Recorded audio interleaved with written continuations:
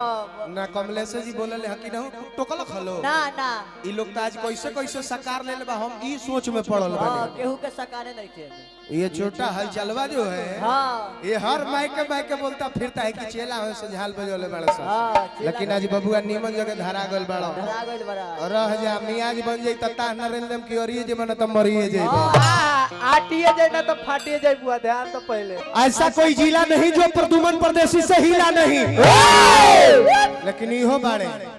अजीत हलचल ऐसन कोनो गांव ना जहां जाके 2-4 लाख खाओ ना बोली यूट्यूब निकाल के वीडियो देखी इनकम देखी ई कमलेश के कहले बड़े कमलेश सिंह का के कहले बड़े। हाँ लेकिन दम बताई तनी हमरा सामने कह के देखाओ लो दिखाओ ना भथियान फाड़ देनी तो फिर हमर प्रदुमन परदेसी नाम ना लगन हम त काहे फिरर बड़े काहे जानले हकी और कोनो तो छोड़ दी लेकिन प्रदुमना भाई कोर दी पर साल रहले नु मंच पर देखली नु ना सबे का स्थिति भर है। लेकिन अब ए हित लोग के ना बुझाइल अजीत हित के तैल बढ़ गावे।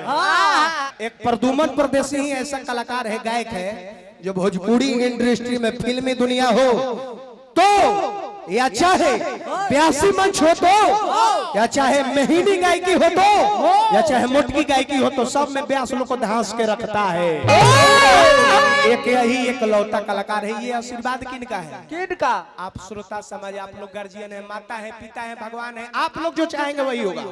आप लोग चाहेंगे जिसे लायक बना देंगे खलनायक बना देंगे विधायक बना देंगे। जब आप लोग की कृपा हट जाएगी तो ऐसे ऐसे लोगों को आप नालायक बना देंगे। अरे भैया आप मेरे भाई नहीं बाप के पद पे 1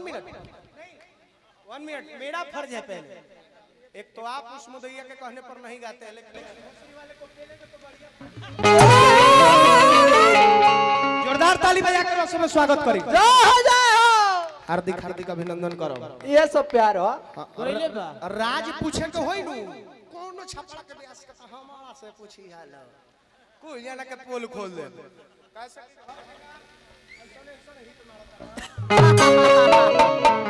हमारे माइयों के गाड़ी दिला बहनियों के एक बहन जो दो हल चलावा तो भोसरी वाला हल तो हम चाहब कि बहरी चोंगा होगा बाका तो तनी बन हो तो चोंगा बन कर दी।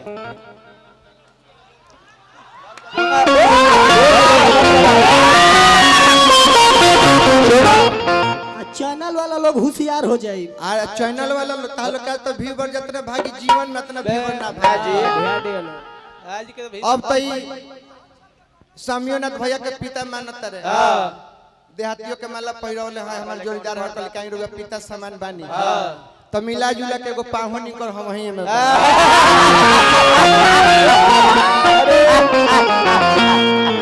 आज जब ये गाड़ी हमरा के देले बा तो हम उम्मीद करतनी कि अगर हमहू देव तरगो लोग के बाउर ना लगे ना जी एक पैसा बाउर ना लगे बाउर ना लगे ना जी कैसे कि कहल हो कि जैसन करेला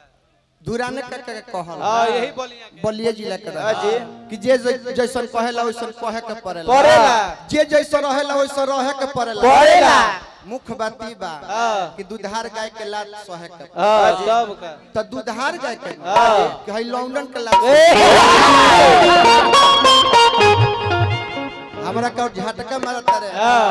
कतर के हल चल हई झटका देखो हालांकि पहले झटका ना कहले 3 हाली पहले झट 3 हाली झटका में नौ ना लगे लेकिन का झट कहे के बाद 3 हाली झट कहले तब झटका कहले आ झटका देखौले तू जितना सुंदर झटका मारता रह उ त तारा माई के बूढ़ के बलिहारी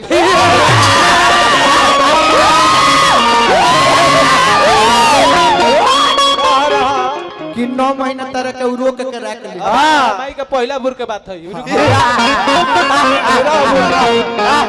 राकेश भैया हाथ जोड़ते नहीं तो जब ना तब साफ ना आ ना तो हाँ तो इनका माई को हम भत्तार लगिले ना होके तो पूछिए करे सुनी गाड़ी माइक हटा के दो आ चाहे माइक में दो गाड़ी गाड़िए हो तो माइक हटा के देता रे इनका माइक का पेलम हम माइक